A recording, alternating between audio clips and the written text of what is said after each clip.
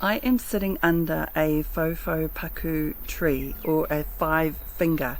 It is native to New Zealand, and as you saw, I have made a cup of tea or wairako with this plant, with these leaves, and I just put one whole leaf, stem and all, boiled it with water for about 5 or 10 minutes, and that's it. I haven't strained it. I've put the leaf and everything into this teapot, and I'll let it sit there so that it keeps infusing into the water. So I'm going to take a sip of my tea, but before I do that, what's going through my mind when I do this, because it's such a sacred experience, because I'm working with this rako that has DNA in it that's millions of years old. There is so much sacredness and reverence that is in all of our native plants, in all of our trees. But because I am sitting under this tree and I've made a wairako or a tea with it, I'm going to tune into this particular tree and recognize or acknowledge its mana, acknowledge its life force.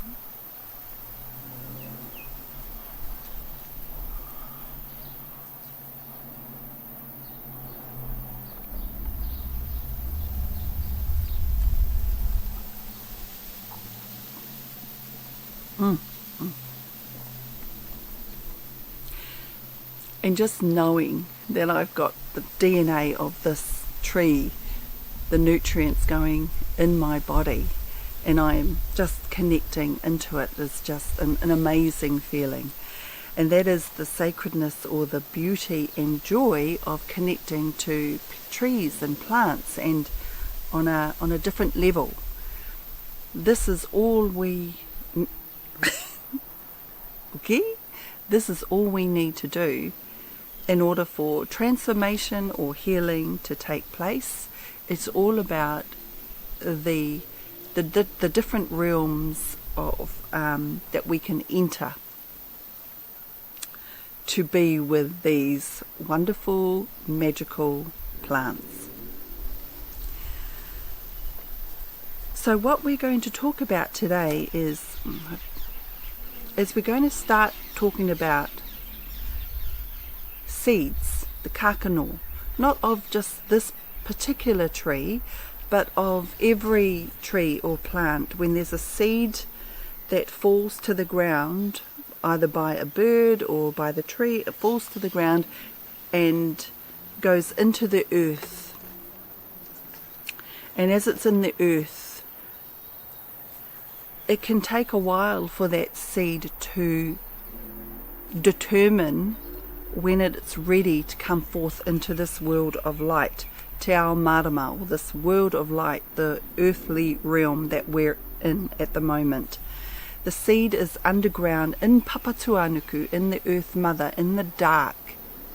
And if you can imagine that it's a little seed, a capsule, and inside is the DNA, the nucleus, that is currently dormant. Everything is dormant. It's full of activity and it is very dynamic and vibrant, but it's dormant in that it is waiting for the right time, the right conditions, the right water supply to make its journey into te ao marama, into the world of light. It needs to have the energy to break its shell and to send forth little hair roots.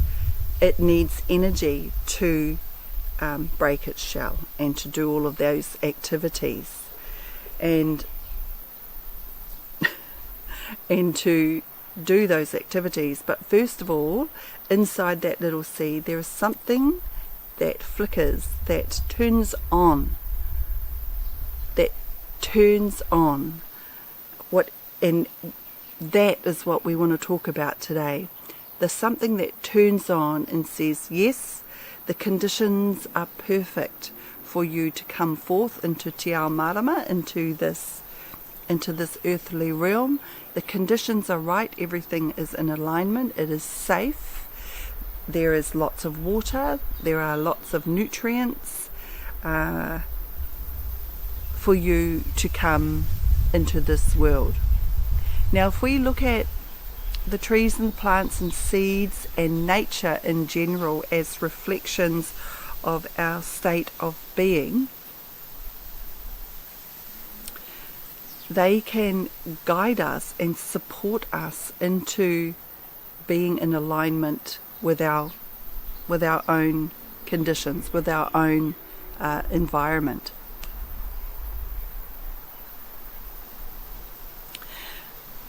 The question is, what determines that seed to come into this world of light?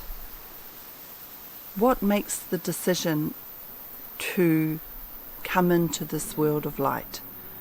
And it's the same if you're trying to conceive a baby, if you've been struggling in the past.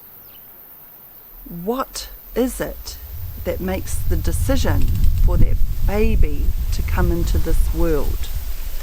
If we look at how a seed comes into this world and use that as a reflection of us and how we operate and be in this world, we can learn so much, and we can be guided by just looking to nature.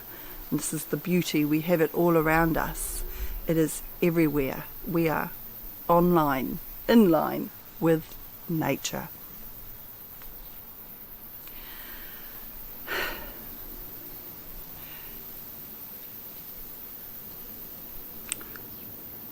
With every tree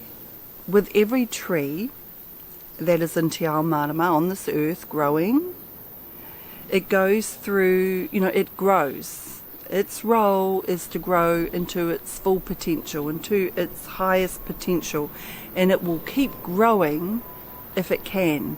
It will evolve. It evolves to its conditions. What is it that determines a plant's growth? What is it that determines the seed to enter into this environment? What is it that flickers inside that seed to give it energy to burst into life? What is it? Over the years, they observe the predators, the introduced species of plants. They observe water bodies. They observe their surroundings of what does not support them anymore. And so over time they develop chemicals. Their biology might change, their physiology may change, just to adapt with its new environment or to the new species or predators that are a threat to them. Wow, this is the second plane going over. Whew.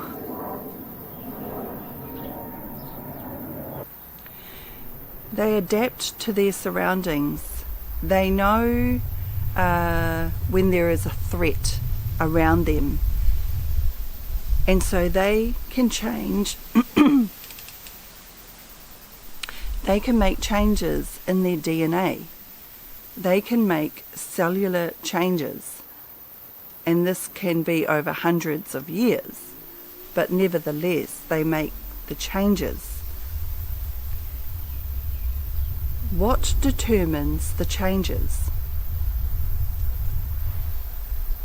Because when that seed comes into the world of light, when that seed comes into the world of light, it has already adapted to its surroundings. It knows what it needs to do and bring forth into this world. It already has the blueprint. What determines its blueprint? The seed that's in the ground. How does it know to adapt to its surroundings when it has been growing the same way for millions of years?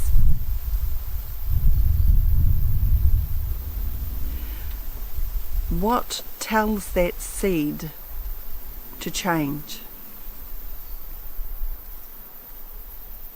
Let's look at the tree again that's growing in the world of light already. It has the blueprint of full potential, but it also observes its surroundings and knows the threats. And so it starts to make the changes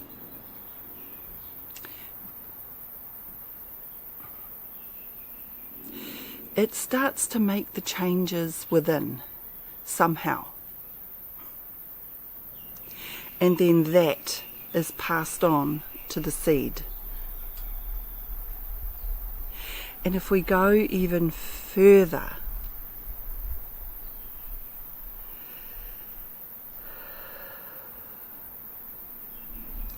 that DNA that's in the tree makes the changes in the present, therefore that changes everything in the past and the future. Therefore it changes the DNA in the seed that is to come in, the descendants, and it changes the blueprint in the seed in the ancestors. The tree that's in Te Ao Marama, that's on this earth, makes the changes.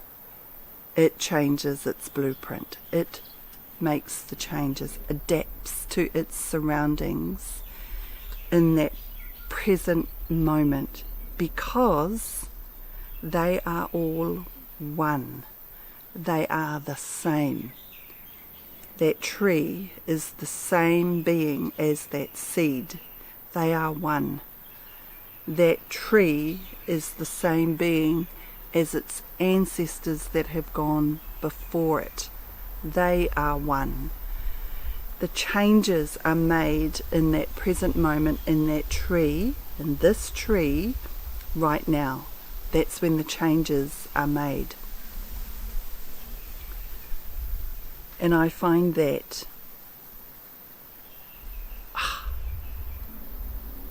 so powerful, so magical, and such a guide for us, because what that shows us is that if we want to make any changes for our descendants coming through, or our ancestors who have already gone, we make the change.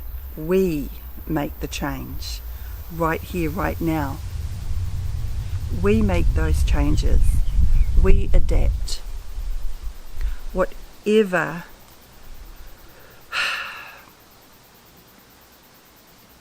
not whatever we want. It is to know who we are at the source. To know who we are and how much power we hold in this moment right now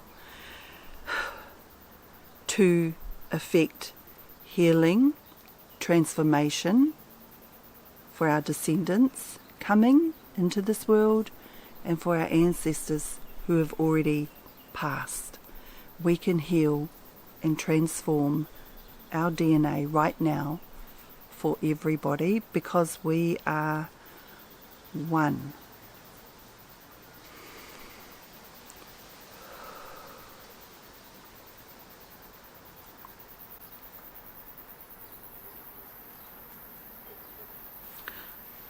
I need another tea. And my little blackbird is above me, which is wonderful.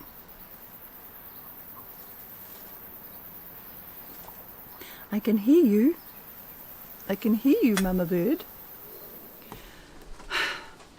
I want to talk about this this life force. So the DNA has the blueprint. It is the blueprint of, it is the blueprint or the map that provides us with everything that we need to grow into our highest potential, into our full potential. That's the same with trees, and it's the same with us human beings. We already have the blueprint of who we are, where we come from, who we fully are in our power. Over time, that can get jaded and veiled by our upbringing, by beliefs, by society, by schools, by everything around us. But at the end of the day, it's up to us to find our pure essence, to find out who we are, and to ask those really important questions like, who am I? Where do I come from really? And ask important questions about what is it that determines a seed to spring forth into this world? What is it? And what is it that decides whether a baby comes into this world? Where are they before they come into this world? What is it? What is it that sparks their energy to come forth, to pursue growth in this world? What is it? These are the questions that we need to ask ourselves to go deeper into understanding who we are. When we start to sit with those questions and meditate on them, contemplate on them, we start to find out the true power of us. We start to find out that there is no separation between me and my neighbour, or between me and this tree. There is no separation, that we are in actual fact one.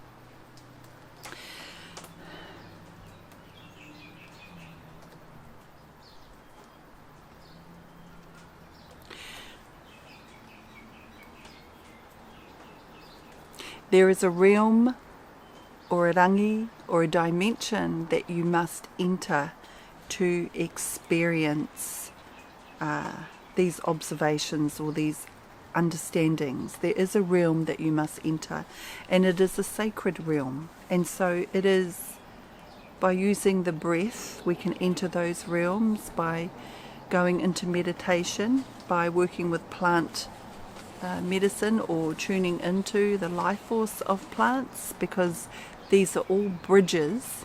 They are all a bridge that enable us to enter into that sacred space of understanding who we are.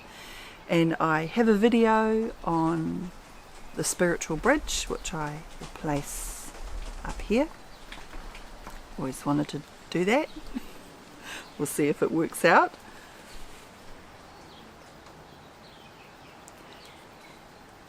But if you can practice entering those sacred realms and finding out what works for you to enter those realms,